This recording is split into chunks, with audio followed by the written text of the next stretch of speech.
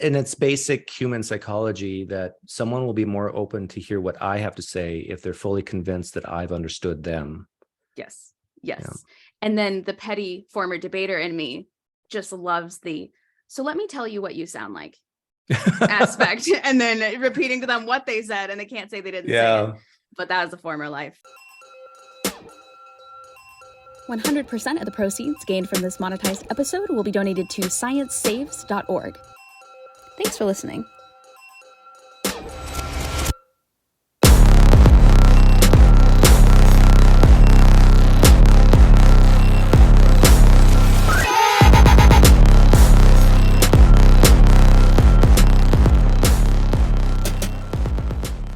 Well, Doug, thank you so much for being on my channel, on my podcast. I really, really appreciate it. You come highly recommended. I think I told you earlier. Thank you for your time. Thank you for having me. Of course. So just for starters, where did the Pine Creek come from? I could not find that. Yes, Pine Creek. I was raised on a farm in Manitoba, Canada, where it's prairies, it's flat.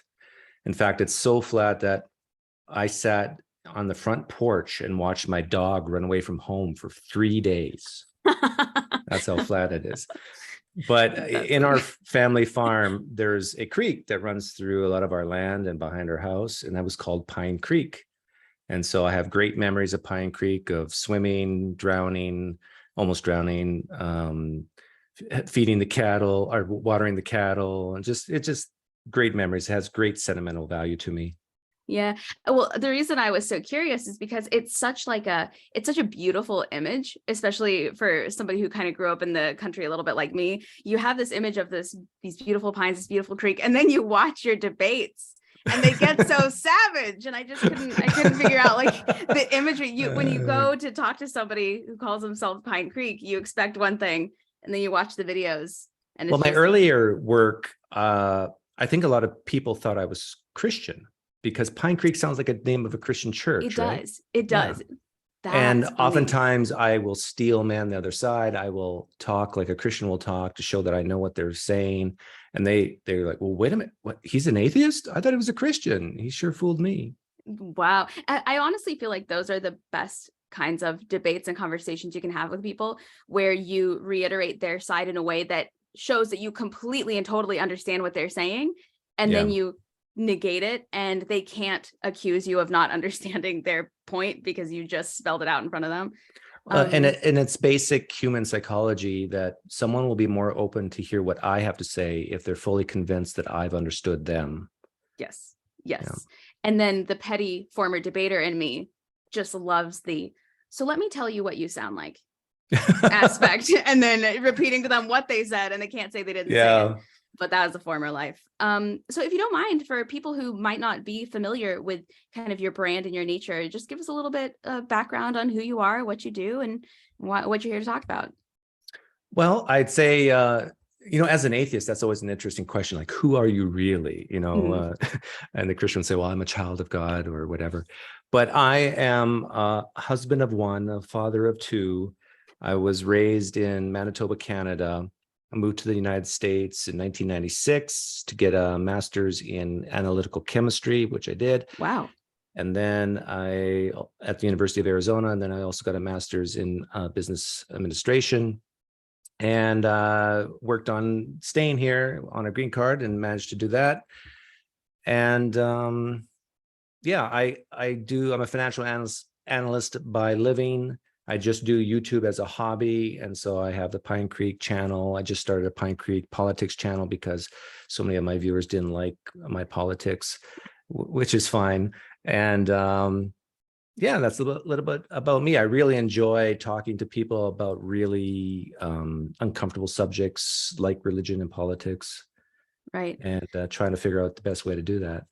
And that's interesting that you started a separate channel for the political aspect, mostly because, especially in the United States right now, it is very hard to separate politics and religion. It's very, very difficult. And so this idea that you can still manage to do that, to talk about religion and beliefs or lack thereof and somehow separate politics into an entirely different channel. It's tough right. because there's so much. Like I want to actually go live in an hour to talk about Christian nationalism. And I'm thinking, do I put that on my Pine Creek channel or my Pine Creek politics channel, because they're so intertwined? Right. But I found that like 60 to 70% of atheists lean left, lean liberal, Right. and I lean conservative because I was raised on a farm mostly. That's the excuse I give. And so they keeps telling me, Doug, just shut up about the politics. I just want to hear you bash apologists. Right. Well, and it's one of those things where I understand why people might want to focus on one of the subjects when the other subject is so polarizing, but that's also asking people to ignore statistics a lot of the times. And sometimes you just can't do that. You can't separate the statistics out there that say, as you said, a certain type of person is left leaning and a certain type of person is right leaning. Now, when you say that you said you're more like the conservative aspect. Yeah. How does that balance with your atheism? Because I feel like it's rare that you meet somebody who is conservative and atheist. Well, I don't know. I think a lot of people who were former Christians or even Muslims in the United States, at least, when they leave and become atheists, they have this gaping hole. Like, what do you replace it with? Right. And I think for many, they replace it with secular humanism or some type of political activism. And there's nothing wrong with that, but it is a substitute. And whereas I don't feel that need, I think I'm just a happy guy, just being a parent, being a dad, playing poker once in a while, playing golf once in a while, doing YouTube once in a while, doing my job as best I can. So I don't have that need, I think, to sort of come up with a new religion. I know a lot of people won't like calling secular humanism a type of religion, but I think it is. Yeah, it's okay to call it that, because it does give you this hope, meaning, and purpose that you're making the world a better place, right? Right. And as somebody who identifies as an agnostic, I would say that that's a religion. Absolutely. When something becomes something that you believe and is a large part of your identity, especially people like us who make content based on that, we focus on it so much that it's how we create our content. I would gladly say that's a religion. It's just not based on a deity. It's just such a dirty word for a lot of atheists, that word religion. Right. But at the same time, it's like, if you, especially on podcasts like this, if you're going to make people confront what they believe, you have to confront what you believe, and what you believe is a religion, in my opinion. Yeah, no, I agree. Yeah. So where a lot of times when I meet people who have YouTube channels or podcasts or things like that based on debating religious people, it's because they come from a background where they feel they were either caused harm or like unjust, or they just don't agree with the way that they were raised. Is that true for you as well? Yeah, you're going to make me cry here. No. Tears. I'm going to make some You're speaking the inflammatory truth. subject. Yeah, like tears come from Pine Creek, finally made to cry. Yeah. No, World's I funniest totally redhead makes me cry. I totally agree that a lot of people who are very adamant and outspoken tend to come from fundamentalist backgrounds. Mm-hmm. And they feel that they have been cheated of many years of their life, or they've been deceived or lied to.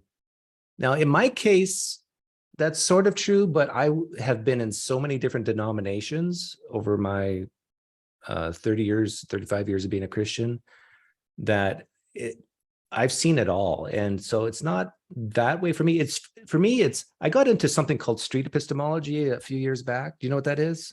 I've heard of it, but I'm not quite familiar. If you could define it for me. It was started by a guy named Peter Boghossian, and then really made practical by a guy named Anthony Magnabosco, who has a channel on YouTube. And it's a way of Socratic questioning to keep defenses down, keep the conversation civil, and to have really productive interviews and conversations with people. And I remember seeing it, and I got it right away. I saw exactly what they were doing, and I tried it on my Christian friends. And it really worked. It really helped to stop the fighting and the animosity. And so that's what really got me into going on YouTube and having people come on. Now, my style is very unique, I think, and changed over the years. If someone is coming on and just being stubborn and full of BS, I will, I'll say so. I'm not going to pretend or fake that I'm frustrated with someone if they frustrate me. But on the same hand, I'm not going to purposely go out to destroy them. Right. Yeah. It's not like attack unless they really entertainment. deserve it. unless, yeah. I do find that there have been conversations where instead of where old debater me would have been like, oh this, current me just kind of has to blink and absorb what I've just heard and kind of find a diplomatic way to approach certain subjects. That's a real struggle for people to listen to something that they strongly disagree with, and that's even offensive, and just take it in and not speak. Yes. It takes years of practice, especially when you relay your point to the person in a way that you very much want them to know you don't agree with them. You're not agreeing with them. Sometimes people say silence is compliance. Silence is not compliance. You just have to absorb what you're hearing and come up with a way that you can approach it in a manner that doesn't just explode. Just and I use that to my value. I'm glad you brought that up. Silence is not compliance, but so many people think it is. And I've used that to my advantage, because oftentimes people will just assume things about me and I just keep quiet. And then, a whole hour can go by in a conversation and I'll say, you never actually asked me what I believe or what I think about this. Yes. I love, one of my favorite things to do in conversation is let somebody absolutely go off about something they don't realize applies to me. And I just sit and wait and let them go deeper and deeper until they've already said everything they need to say. And then I'm like, oh, but you think maybe that's sneaky of us? Oh, absolutely. It's devious. It's literally the most evil thing that I do on a regular basis, but it's just so good. It's so good. And I think that, when I was in debate, they really did press the whole silence and is compliance aspect. But I think that's a lot of where we get into trouble in terms of all the social media fights and things like that we see, and like the very inflammatory debate channels that are just out there, I'm going to destroy everybody. I think we need to kind of find the middle ground between, there are times when being quiet about something is harmful. And there are times when absolutely screaming your opinion from the rooftops on the subject is also harmful. And I think it is important to find kind of a middle ground where we're silent just long enough to gather our thoughts, gather our opinions, figure out how it is we feel, figure out how it is we're going to respond, and then deliver a calmer response that is less for entertainment value and more for actually having that conversation in an effort to learn. But the problem is, though, that maybe I'm different than you because most of my conversations are online. Yeah. They're there for the audience, as am I. And so can we really have a sincere conversation with 500 people watching on a live stream? Or like what you're talking about is, I think, really effective when you're just at the coffee shop talking with someone. Yes. Or when you're having like what we're having, a pre-recorded, there's no live audience here type situation.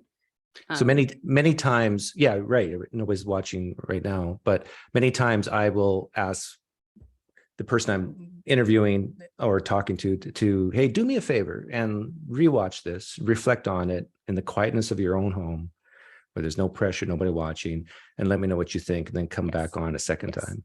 Yes. And something I have also noticed is I like to reach out to people who I know have a I guess following or a reputation for being very like explosive and entertaining. A lot of times when you get those people alone, their opinions aren't actually quite the opinions they always tout publicly. A lot of times they will concede much more of a middle ground type situation or a narrative when they're not being watched, and when you're like, hey, calm down, we're just two people talking. Do you think that's a function of age? Like, because I know the older I get, the less I have a need to win or look like I've won a debate. It's like, who cares? It's age. Have you ever smoked weed? Do you smoke weed? No, I have never have. You've never smoked weed? I am a virgin on all drugs. I feel like you're either being really sarcastic or you're being No, I'm being serious. I'm being serious. I'll be honest. Ever since I've taken psychedelics, I've just been chill. Like when I was younger, sober me was very aggressive, very like, no, somebody has to win this debate. And older, imbibed me is like, hey, at the end of the day, you're clearly not going to change your opinion. I just hope you don't. Well, maybe I shouldn't take any weed because I'm already too chill as it is. Some people say I claim that I'm dead inside, but Me too. Hey. You do? Yeah, maybe it's a people raised out in the country thing. Do you lean right as well politically? No, I'm left. I have like half a shaved head. I lean pretty left. Okay, well, nobody's perfect. Yeah, exactly. We all have our flaws. Yeah, I lean left. At least you shave your head. Mine is, right, exactly. The only thing fake about me is my eyebrows, though. I can at least say. People can say many things about me, but they can't say I'm fake. Pretty consistent. So then you mentioned that you were involved in various religions, a wide variety of them, for 30 years. So now that I know you don't do psychedelics, because that's my story. I literally woke up one day after a shroom trip and was like, whoa, I have all these questions I need to figure out. How does one wake up one day, or do you, or does it take years for you to be like, I am actually an atheist after all these years? I think my story is not unique in the sense that when I woke up on September 11th, 2001, and I saw what happened, that started the ball rolling, just like it did for many people. That's what got Hitchens out of his chair and really got active, and Sam Harris and, the Four Horsemen. But it was about, I don't know, the late 2000s, 2009, 2010, no, maybe a little bit earlier, I really started asking the question, why don't people believe like I do? Why can't they see what for me is obviously true? And so I really tried to understand them and look at their perspective. And once you do that, combined with risking it all, like being able to say, I'm willing to risk my whole life being wrong, like the thing most important to me, being wrong, maybe even going to hell for it if hell's real. Right. But I'm willing to take that risk. And once you do that, and laughing was the third ingredient. Yes. There's a guy on YouTube called Mr. Deity who's been on there forever. I don't know if you know him. I don't know him, but he's definitely on my list. Check out his channel, Mr. Deity, and especially his old stuff. Well, that's when I started watching him, his older stuff. He made me laugh as a Christian. Like, he made fun of the Genesis story and so many other stories. Well, he was Yahweh, right? Right. The character. And if you can be a Christian and start laughing and just easing up on how serious this is, and just look at the evidence for what it is, I think after a couple of years, you're out. Yeah, absolutely. Absolutely. Because I feel like I'm a little bit biased with my background in comedy, but I feel like in all of humor, there is truth. And the more that you can find the humor in something, the more you'll kind of discover the truth in that subject. And so I've noticed the people that I know that are very, very devoutly religious, they don't like jokes about it. It's not funny. It's sacrilegious. Right. And the more humor that you find in something like religion, the more you'll find people are very, well, I go to church, but I go to church, but I don't think it's all real. Or, yeah, I celebrate Christmas and Easter, but I wouldn't be surprised to find out it's not real. And then either they kind of stay in that midpoint where secretly they're probably a lot more atheist than they admit, but outwardly they go to church, or they just become atheist and agnostic and non-religious. Yeah. So I think that's a great point. I never noticed that. I think that's a great point. And that's why I don't script anything on my channel, right, but I try to be lighthearted and funny as much as possible. But I have a very dry Canadian, Norm Macdonald type humor. Your sense of humor makes me feel like either you're being very honest with me or you're making fun of me, and there's like no in between. It's like one of the two.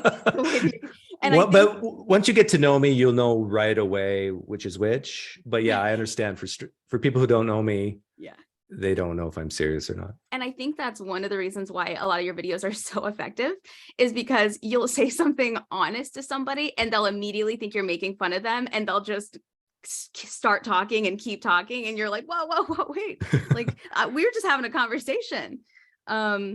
It's a problem, but I can't stop. I don't think it's a problem. I think it's wildly entertaining. Yeah, but if people don't know if I'm being serious or not, like true. I try to smirk whenever I'm. But see, I think that makes it worse. I think that makes it worse. I don't. Well, worse.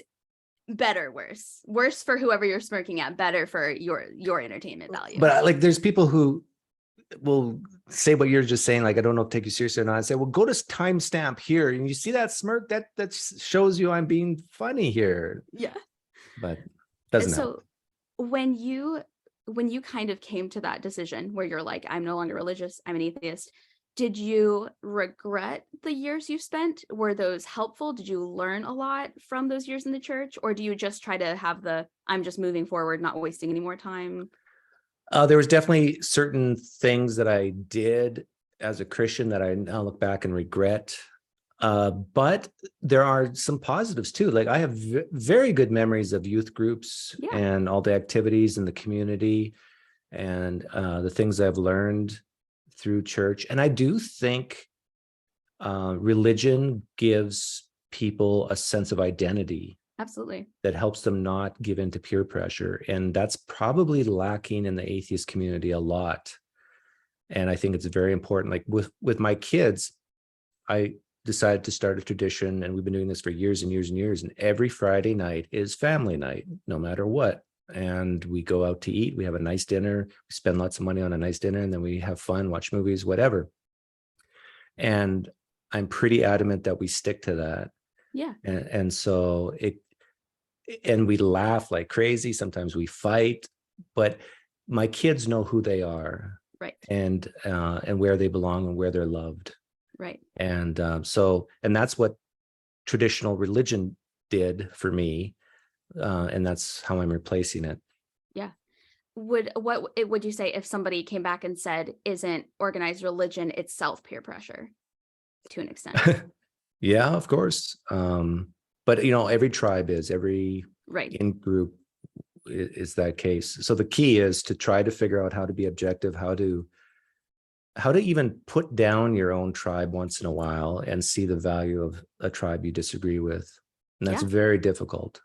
Yeah, absolutely. I've always thought that the ability to research something unbiasedly, to see the side of the opponent to your belief, is a very quick way to learn. And at least if, say, for example, you are, let's use legalizing marijuana for an example. Maybe you are very staunch anti-weed. But if you take the time to learn from the perspective of the people who are pro legalizing marijuana, at least worst case scenario, you know why you believe what you do. Even if you don't budge, even if you don't change your mind at all, you now have conflicting evidence to say, okay, these are specific reasons why I disagree with them, because these are their beliefs, as opposed to just a general, no, and probably it's just taking one drag helps too, right? Like to change your mind. It does. Yeah. Yeah. No, I've met people who smoking weed made them pro weed. I've met people who smoking weed made them anti weed. They did not have a good time. But that's very interesting. And your family, are they still religious? Were they surprised to find out that you were no longer religious? My immediate family, my wife is still evangelical, born again Christian. Wow. My children, when I started calling myself an atheist, I think my oldest daughter was, my daughter was, how old was she? 9, 8. And so she can sort of remember her dad as being Christian dad. Yeah. But my son, not so much. But my children would be, I think, atheists. I said that to my son the other day. I said, "Hey, JD, I was on a live stream and I called you an atheist. Is that okay?" And he goes, "Yeah, that's okay." And but my mom, my dad, my sisters, they're all Christians.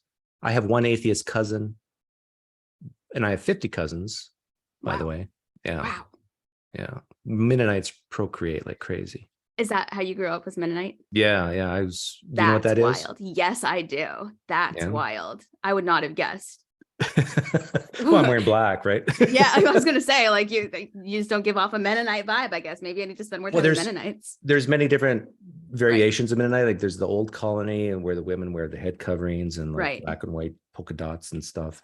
I was more from the liberal side, not too liberal though.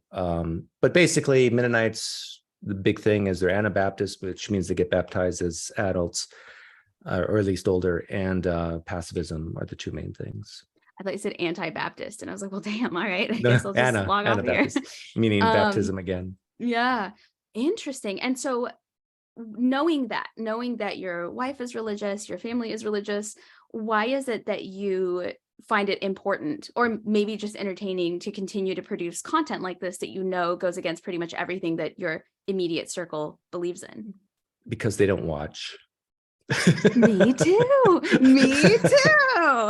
Well, That's funny. that's actually not true. My wife has watched 1 or 2 episodes. She has a favorite apologist whom I often critique. And his name is Mike Winger, one of her favorite apologists. Okay. And Mike Winger, this Write that apologist guy, has been on my show several times, but years ago. He doesn't like me anymore. And so it's a very Probably the interesting, smirking.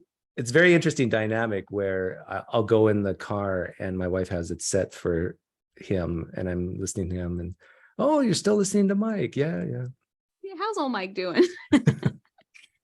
Interesting. And is there any particular reason you continue to produce this content? Is there like a message you're trying to get out there, something that's really important to you, or do you just find it more entertaining for yourself? Yeah, I've always said for years now that my number one goal for my channel is to entertain myself, to have fun. I think if you try to have any loftier goal than that, especially if you're doing it as a hobby, you're going to fail. You're going to put too much pressure on yourself. Yeah. And you're going to fail. Now, there's downsides to that because I do very few interviews like this because I try to keep it a hobby. I don't schedule things usually. Yeah. But why do I do it? Besides the fun, I do think Christianity hurts people. Certain versions, like what you focus on, the fundamentalist type. Like when we live in Arizona, we drove to back up to Canada to visit family. It's a long drive, but through North Dakota, there was tornado warnings. And my daughter was, I think, 12 at the time. And she started freaking out because she's hearing on the radio. We go to a town in North Dakota. We pull over to go in the hotel. The hotel guy says, okay, when the tornado hits, we go into this room. And it's right in the center of the hotel. And I asked my daughter why. Well, it's understandable why she was scared, but she said the main reason why she was fearful is not to get hurt physically by the tornado. It was that if she dies, she'll go to hell because she's not a Christian, because she was already old enough to start doubting Christianity. Right. And I just thought, oh my goodness, this is horrendous. Yeah. Like, the fear of hell, of being tortured forever in a young child. I mean, so she doesn't believe that anymore, thankfully. But this is one of probably the biggest harm that fundamentalist Christianity has on people. Absolutely. Yeah. I feel like one of the worst parts about, I think, organized religion as a whole, only because I've yet to find one, maybe one. I don't think this is true with Judaism, but is that even when you're out, even when you are 100% comfortable in your belief that you're an atheist, this is like, you don't think it's real, you've seen no evidence, you know the harms that you believe in organized religion, et cetera, there is always that little voice in the back of your mind from back in the day, from Sunday school or whatever, that says, but what if? But what if? Not me anymore. Good. Seriously, Because I got nothing left. When turbulence happens, there's no praying for you. None whatsoever. That's the only time when there's turbulence, I start praying and I'm like, I'm so sorry for my podcast and I'm sorry that I did this. And what I think in my head when I fly is, if this plane's going down, go down nose first and hard. I don't want to limp away from this thing. Go down hard, or at least make me the hero that survives. At least make me the news story. I don't know, like I feel like maybe that is more so for Christianity, but I feel like a lot of people experience that whole, I'm out, I'm free, I'm good, but what if you get there and you find out you could have done something? But what I tell people when they come on my show and they express that fear is, I say that everybody's going to hell in someone else's worldview. Yep. Yeah. And even if religion is real, it's not going to be the one I was raised in. It's just not, like, just statistically, I think it's going to be one that evolved from long ago that I've been doing wrong the whole time. Yeah. Yeah. That's very interesting. And maybe atheists go to heaven and everybody else goes to hell. That would be wild. That would be wild. What can I do to get you into atheism today, Sydney? Yeah. Why are you risking everything? Do you have a moment to speak on the absence of our Lord Jesus Christ? But yeah, I think that fear either keeps a lot of people religious, even when they know internally they don't believe it. And then they start to think that that internal disbelief is sin in itself. Because I'm not sure about the church you grew up in, but the church I grew up in, they warned us all the time that the devil would try to tempt you in the form of friends or fun things or entertainment or media. He's really going to try and tempt you, and he's really going to make it look good, and you're going to try and falter. So then when you do decide, I'm an atheist, I'm agnostic, I'm no longer a religious person, that little like microcosm in the back of your brain is like, maybe this is what they warned me about and I failed.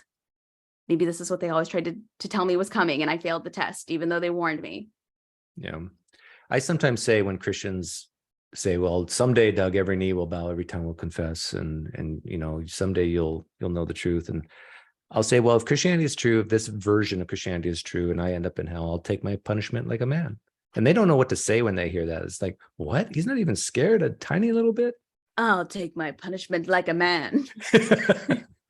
That's funny. That's funny. I would, until they bust out something like they're gonna wax my legs or something, and then be like, I'm just kidding. I'm sorry. I'm sorry. Please. That's where I draw the line. You can burn me, but don't wax my legs. Some lady comes out to like thread my eyebrows, and I'm like, oh God, no, please. I'll do anything. I have very hairy legs, so that'd be a torture. Yeah. Just rip it off.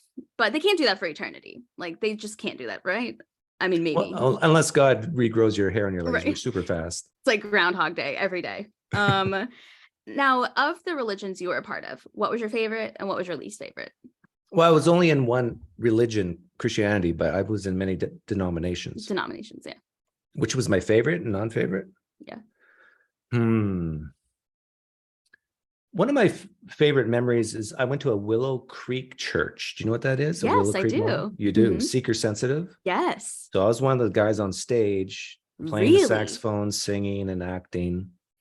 And so me and my wife is a music major.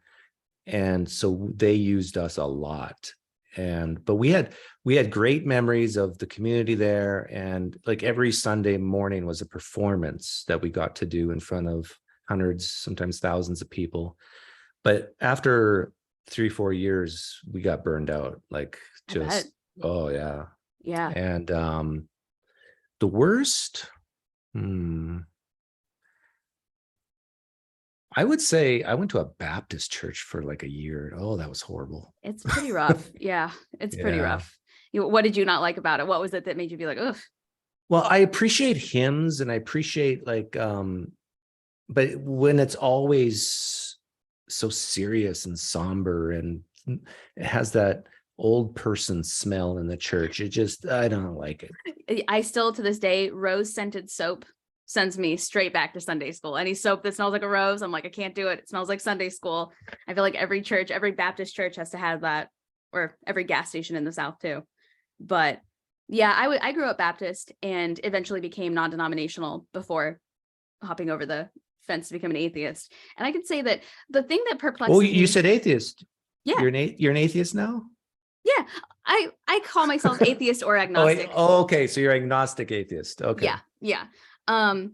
But so I'm one of those people, like, I have not seen any evidence to support that there is a God. And until I see direct evidence in front of my face, I don't believe that there is a God, but I'm not, that's about it. That's the extent. What type of direct evidence, if I can ask, would you need? I would need him to like talk to me and I'm not on shrooms. I would need him to be like, how, in like the animated Moses movie where he like parts the clouds and like speaks to Moses, or just like a physical manifestation would be great.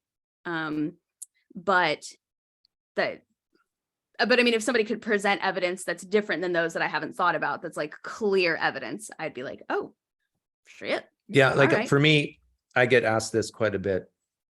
And I always bring up 1 Kings 18. Are you familiar with that? Not off the bat. Elijah, my mom would be so sad. Elijah is like having this competition with other prophets and their gods and saying, which is the true God? And so they set up piles of wood. And then they call upon their God to light the wood on fire. But Elijah goes a step further and he drenches his wood with water and then calls upon Yahweh and lights it up. And then the other ones don't get lit up. And so I tell Christians all the time that if you want me to become a Christian, I always have water and I dip it in water. This is the wood. Call upon Jesus to light this on fire in front of my own eyes right now. And the people watching. Right. I'm not trying to trick myself. Even if they did, though, even if they did, I'm also a big fan of James Randi. So I still wouldn't believe it. I'd still be like, what's No, but James Randi would approve of this. Like if he were alive today and he heard my marker, he said, okay, Doug, yeah, that's a great marker, but we need to make sure that's pure water and that right? there's no, and I think so in tested Exactly. conditions. Exactly. Yeah. Exactly. Yeah, I don't know exactly. I don't have a checklist of exact things I would need to see, but I do know that I have not seen them. And Yeah. I do know based on things that I have read that I don't think I would ever see them in terms of just science and nature and just the world as it exists today. I just don't foresee ever being able to see that proof, honestly. And I Yeah. know that a lot of people say that they see God in miracles, like, oh, I saw God the day my child was born, or I saw God the day that this miracle happened for somebody I love. I just don't, that's just not enough for me. Yeah. For me, the closest I get to thinking that maybe there is a God out there is the argument from beauty, which I'm a finance guy, and you would think that's the last argument I would go for. But when I see a human being or even an animal do something amazing, Yeah. like it's just like child prodigies, a 4-year-old playing the violin like you've never heard before. You just go, wow. Yeah. That's amazing that we're here, number one, but we can do these things. But then very quickly, all the other negative things about the universe flood my mind and kind of washes it away. But if I focus on just the very, very, very good, I can sort of say, well, maybe there is a divine, intelligent mind behind it. Yeah. I can see that. So are you familiar with the Duggars? Yes. Yes. So I took piano lessons with the Duggars when I was a kid. Oh, wow. Yes. And one day at a piano recital, I played like Mary Had a Little Lamb, and they get up and they play these just like amazing. The 3 oldest girls took piano lessons with me. They just play these amazing, what do you call it? Ballads? I don't know, whenever it's piano, they just play this amazing music. And I looked at my mom and I said, why do you think they could play so well? Like, why do you think it is that and I thought she was going to say, they're blessed by God. God did that. God gave them that talent. And she looked at me and she's like, Sydney, they practice and you don't. So when I see a kid like that, I can absolutely see how somebody would look at a prodigy and say like, wow, this is a thing of God. But 10-year-old cynical me remembers that they just practice. They just practice a lot more than the rest of us. But a 4-year-old only has 4 years at best to practice. That's still 4 years more than I practiced violin, But I don't want to keep you too long because I know that you've got your Theist Thursday, but if you could leave the audience with like a message or an idea or a thought of some sort that you'd want them to leave this episode with, what would you want them to know or think or consider or do?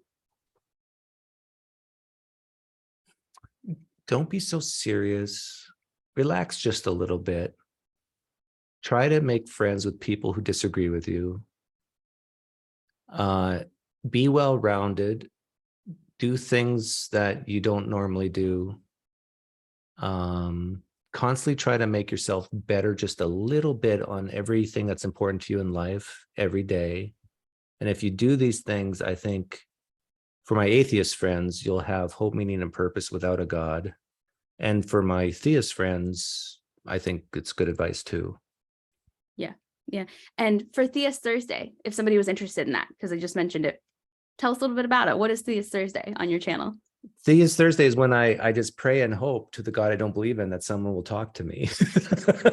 Have you ever sat there and had nobody log on and talk to you? Oh, yeah. Really? For like half an hour or 45 minutes. So I'm constantly just vamping, and sometimes it's dead air, but I'm okay with that. Like, to me, dead air is not awkward. No. Even if I kind of like making people awkward too. So it's kind of fun that way. Yeah. But Theist Thursday is any type of theist to come on and tell me why they believe, or just ask me questions why I don't believe, and just try to have a good dialogue. But I've been finding that I'm a crazy magnet. Do you think it's because it's live and they think this is my platform now, as opposed to mine that are like pre-recorded and I don't have to post them if I don't want to? You're live. Yeah. And That's it's like, I'm going probably. to force him and everyone else to hear the truth and they'll have to shut me down. Do you think I should switch to just pre-recorded this Thursday? No, I mean, having both would be cool, but I think the live aspect is what makes it so interesting. Like, I'm too chicken to go live because people just insult my eyebrows. That's all they do when I go live. Oh, no. So they do. Anytime I have like more than 21 comments on TikTok, I'm like, it's going to be an eyebrow day, but what do you do? Well, look how old I look. I feel like I'm a 25-year-old trapped in a 51-year-old's body, but I think you should just practice going live. You think? Yeah. That's true. Maybe I could just go live and just like sit in silence for a few weeks. And then the one time somebody logs on, I'm like, oh. Or have like 10 minutes of your comedy routine all lined up. There you go. Go live once a month, and then once you got people laughing and relaxed, then say, hey, jump on and tell me why you believe. There you go. I did try to do wholesome prank calls the other day to like stimulate that sort of environment. And somebody had me prank call. What they didn't tell me was a dad they had not spoken to in 10 years. It didn't go well. It did not go well. Yeah. The prank call went great. But then when I was like, by the way, your son told me to call you, this is a prank, it just went downhill from there. So that's why I'm a little bit, I don't trust the populace with me and my content and my comedy and my heart. Or you can do like what so many other comedians do. They just have some short clips on ready to go and just make some humorous comments about them. That's true. But if somebody wanted to see more of your content, where could they find you? Just type in Pine Creek on YouTube and you'll find me, or Pinecreek Doug. I started doing TikTok, but I mean, I'm so used to YouTube. Are you on TikTok? I am. It's been a recent venture. I'm on TikTok, but I only do comedy content on there. I don't do any of this content on there. Yeah. And so I am Pinecreek Doug on TikTok, Pinecreek on YouTube, and you'll find me. And I'm at Pinecreek on Twitter, except it's a 1 instead of an I for the second character. So that's how you can get a hold of me if you want to talk to me. Perfect. And I'll link your channel in the description if that's cool with you. I'll link your YouTube channel and your socials. But other than that, I hope you have a great Theist Thursday. And thank you for taking your time to talk to me. And I know at least 4 people in the comments of a previous video will be very excited to see a link to this video. And I'm sure more will as well. Well, thanks, Sydney, for having me. No problem. Have a great day.